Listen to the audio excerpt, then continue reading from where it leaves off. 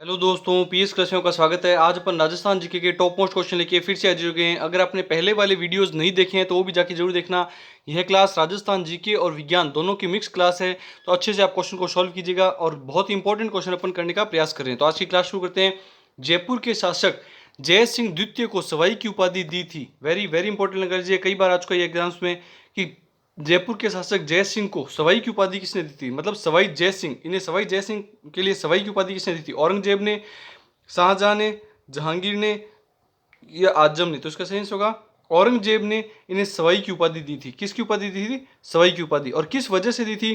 तो इनकी वाक शैली से प्रभावित होकर, मतलब इनके बोलने की शैली से प्रभावित होकर इन्हें सवाई की उपाधि दी थी औरंगजेब ने। और उसके बाद में इनके बाद में सभी राजाओं ने अपने नाम के आगे सवाई लगाना शुरू कर दिया था। ये भी आपको ध्यान में रखना है। तो किसने सवाई की उपाधि दी थी जय सिंह द्वितीय को? तो आपको ध्यान रखना है औरंगजेब को जय सिंह द्वितीय ने सवाई की उपाधि दी थी। उसके अलावा एक फैक्ट और देखते हैं जो काफी इंपॉर्टेंट है। महमूद शाह ने इन्हें कौन सी उपाधि दी थी? सवाई जय सिंह द्वितीय को महमूद शाह ने कौन सी उपाधि दी थी? वो भी आपको याद होनी चाहिए। आपको ध्यान है सरमद, सरमद ए राजा, सरमद ए राजा ए हिंद, यह उपाधि किसने दी थी? तो महमूद शाह ने इन्हें यह उपाधि दी थी। यह भी आपको ध्यान में होना चाहिए। और इनका शासनकाल 43 वर्षों तक था। इनका शासनकाल जयपुर में 43 वर्षों तक था। 1700 से लेकर के 1743 तक इनका शासनकाल रहा था। यह भी आपको अच्छे से याद होना चाहिए। नेक्स्ट क्वेश्चन देखेंगे। हुडा सम्मेलन किस वर्ष आयोजित हुआ? वेरी वेरी इंपॉर्टेंट लगा लीजिए, काफी बार रिपीट हो चुका है ये क्वेश्चन, आप अच्छे से याद कीजिएगा। हुडा सम्मेलन कब आयोजित हुआ था? 1734, 1722, 1728, 1732। तो इसको याद होना चाहिए आपको। 17 जुलाई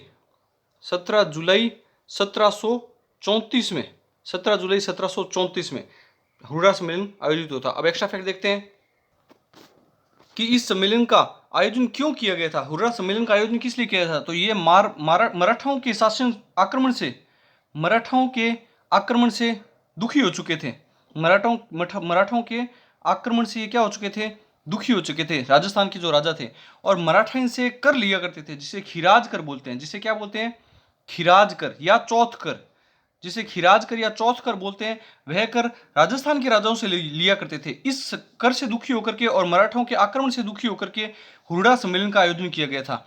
और उसके अलावा इसकी अध्यक्षता पूछी जाती है कई बार कि इसकी अध्यक्षता किसने की थी। तो आपको ध्यान चाहिए मेवाड़ के महाराणा जगत सिंह सेकंड, जगत सिंह द्वितीय या जगत सिंह सेकंड के द्वारा इसकी अध्यक्षता की गई थी। यह भी आपको अच्छे से ध्यान होना चाहिए। और हुर्रा सम्मेलन हुआ कब था? तो आपको ध्यान में होना चाहिए 17 जुलाई 1734 में हुआ था।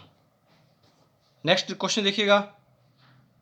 मारवाड़ का भूला बिसरा राजा किसे कहा जाता है? राव चंद्रसेन, राव मालदेव, महाराजा अजीत सिंह, मोटा राजा उदय सिंह। तो इसका सही आंसर होगा राव चंद्रसेन को मारवाड़ का भूला बिसरा राजा कहा जाता है। टॉप मोस्ट क्वेश्चन है, ये भी इंपॉर्टेंट लगा लीजिएगा।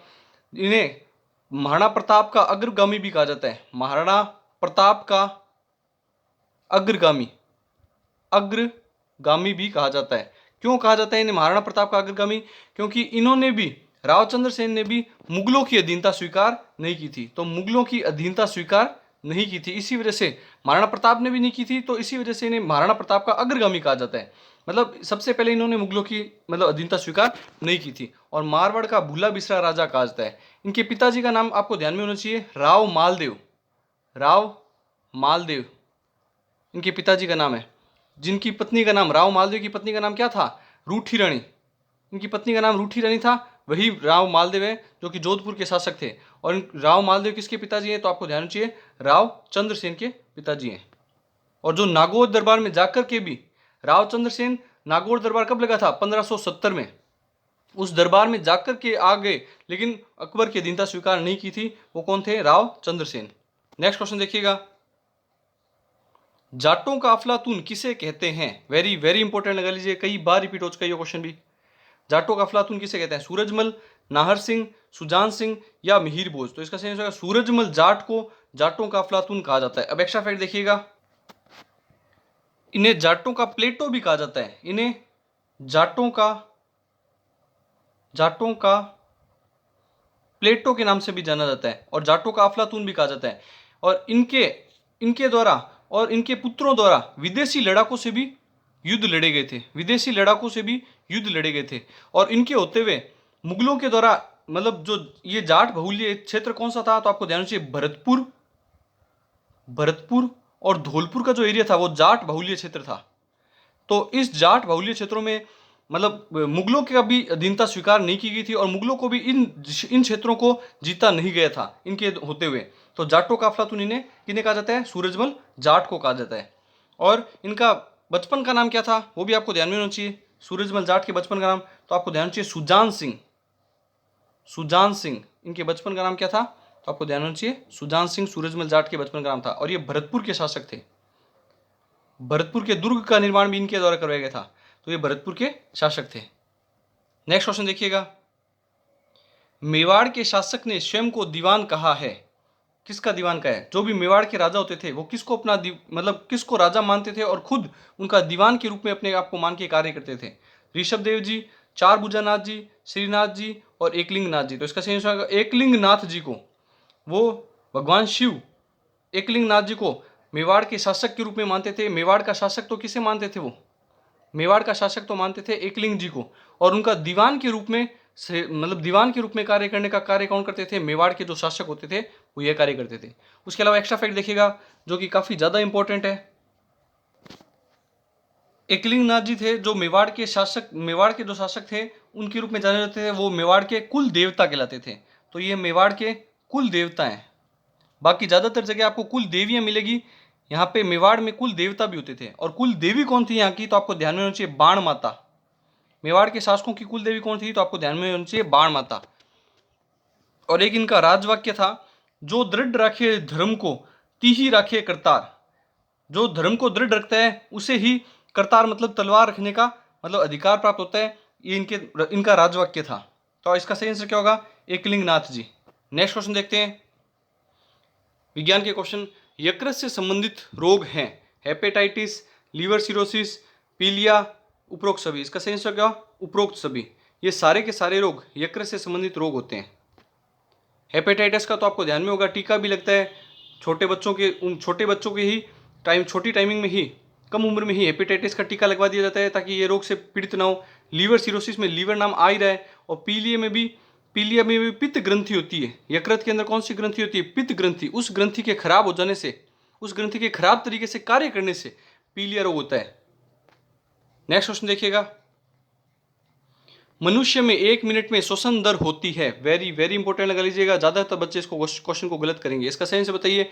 72 बार, 80 से 85 बार, 12 से 18 बार या 30 से 35 बार। ज्यादातर बच्चे इसको 72 बार कर देंगे। मनुष्य 1 मिनट में श्वसन दर पूछ रहे हैं, ना कि मनुष्य की हार्ट बीट मतलब हृदय कितनी बार धड़कता है यह पूछा जाएगा, तब आप 72 बार करना। स्वस्थ व्यक्ति का, मनुष्य का हृदय 72 बार धड़कना चाहिए 1 मिनट में। लेकिन श्वसन दर मतलब सांस को अंदर लेना और बाहर छोड़ने की स्पीड को श्वसन दर बोला जाता है। तो 1 मिनट में 12 से 18 बार व्यक्ति ऐसा करेगा। तो 12 से 18 बार श्वसन दर होती है एक स्वस्थ मनुष्य की। उसके अलावा 72 बार एक स्वस्थ मनुष्य की हार्ट बीट मतलब हृदय के धड़कने की दर होती है। नेक्स्ट क्वेश्चन देखिएगा, मानव की मेरुदंड कितनी अस्थियों से मिलकर बनी होती है? वेरी वेरी इंपॉर्टेंट लगा लीजिएगा।